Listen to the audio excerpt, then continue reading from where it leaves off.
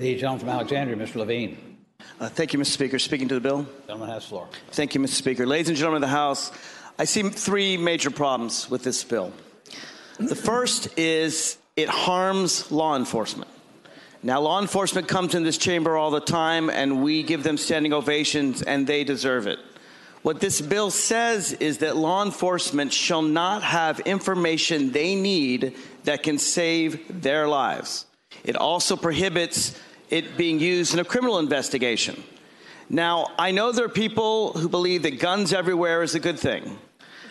And I'll be the first to tell you that people with concealed carry permits, the vast majority of them are law-abiding good people. But I don't think anyone in this chamber will say 100% of them are always good law-abiding people. Law enforcement should have the tools they need to enforce the law.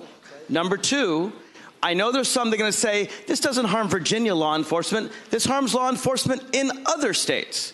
So what it does is it encourages Virginians to break the law in other states. Why do we care about that? Well, because if we pass laws in this chamber that encourage Virginians to break the law in other states, then people in other states can pass laws in their states that encourage their citizens to break the law in Virginia. I don't want to see a war between the states. I don't think that retaliation is a good thing. The third thing, and this is kind of a legalistic point, but the law says notwithstanding any other provision of law.